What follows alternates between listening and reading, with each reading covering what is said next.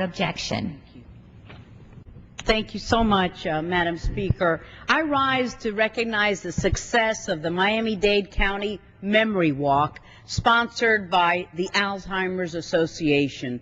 This event called on volunteers of all ages to be champions in the fight against this terrible disease of Alzheimer's, which impacts more than 5 million Americans and their families. Over 2,200 people participated in the Memory Walk in my home county of Miami-Dade, and their efforts raised over $130,000 for research into a cure. I was encouraged by the wonderful outpouring of support and participation from our community in South Florida. I know from countless personal stories, as well as from my own family, just how devastating this disease of Alzheimer's is. My mom, Amanda Ross, was diagnosed with Alzheimer's over a year ago. And while I am blessed to have tremendous family support during this difficult time for her, I recognize how important it is to have organizations such as Alzheimer's that can step in and provide families with guidance on how to care for their loved one. Tony Friguls is another individual who knows this terrible disease all too well. He participated in the Memory Walk in support of his wife of 37 years, Maria, who was diagnosed with Alzheimer's 4 years ago at the age of 55. And since that day, her life, Tony's life, and the lives of their children, grandchildren, and indeed their entire family has never been the same. It has changed forever. For Tony and his wife, there was no more hope to reach retirement, to travel, to enjoy life.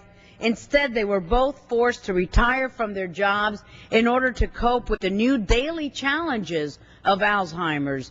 Determined to help his wife, Tony made a decision to help raise community awareness for this disease. His team for the Alzheimer's Memory Walk was entitled Baba's Brunch and included over 400 members for his team alone.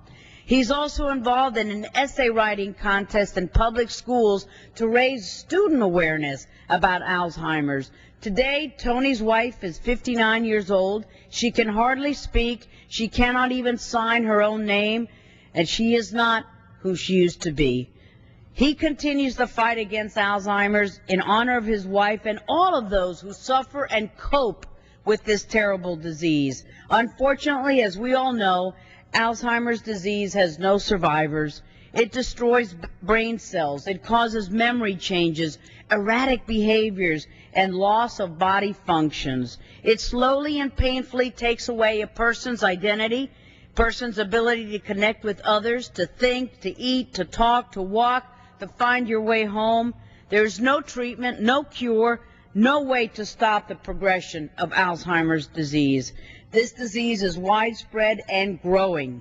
Every 70 seconds, Madam Speaker, someone new develops Alzheimer's. And it is not only the person diagnosed that is impacted, but also their family members. 1 in 8 people aged 65 or older has Alzheimer's, and an even higher number of those aged 85 and older. And 87% of that time, it is the family members who are the primary caregivers. The emotional stress of caregiving is so high, and about 1/3 of caregivers develop symptoms of depression.